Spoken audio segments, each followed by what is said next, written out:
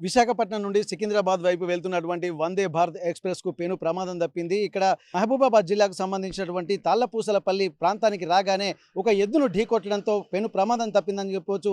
వేగంగా 100 కిలోమీటర్ల వేగంతో ఢీకొట్టినటువంటి వందే భారత్ ఎక్స్‌ప్రెస్ రైలు కొద్దిసేపటి క్రితమే ఇక్కడ తాళ్లపూసలపల్లికి చేరుకున్న తర్వాత ఢీకొట్టిన తర్వాత వెంటనే అప్రమత్తమైనటువంటి రైల్వే సిబ్బంది హుటాహుటిన అక్కడికి చేరుకున్నారు. అక్కడ ఎద్దుకు సంబంధించినటువంటి అవశేషాలు తొలగించారు. ఆ తర్వాత వచ్చిపోయే రైలుకు కొంతసేపు ఆటంకం కలిగింది.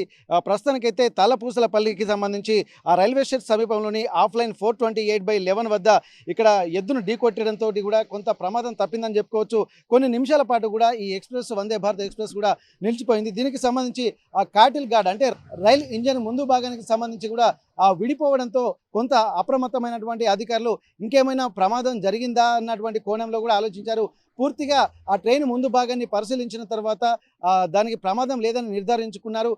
వచ్చేటువంటి రైళ్ల రాకపోకలను కూడా కొద్దిసేపు నిలిపివేసినటువంటి రైల్వే సిబ్బంది ఇక్కడ ప్రమాదం ఏమీ లేదని గ్రహించిన తర్వాత ఇక్కడ ఉన్నటువంటి ఆ ఎద్దు యొక్క అవశేషాలు తొలగించారు. ఆ తర్వాత అంతా బాగానే ఉందనుకున్నటువంటి సమయంలో కూడా ఈ రైల్వేకి సంబంధించినటువంటి అధికారులు నిర్ధారించుకొని దీనికి గ్రీన్ సిగ్నల్ ఇవ్వడంతో ఆ వందే భారత్ ఎక్స్‌ప్రెస్ బయలుదేరి వెళ్ళింది.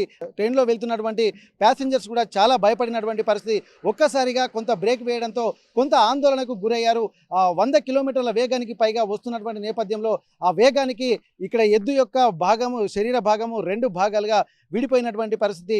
ఇంకొద్దిగా అప్రమత్తంగా ఉండకపోతే మాత్రం పెను ప్రమాదమే జరిగేదని చెప్పి ఇక్కడ ఉన్నటువంటి రైల్వే సిబ్బంది అలాగే ప్యాసింజర్స్ కూడా భావిస్తున్నటువంటి పరిస్థితి.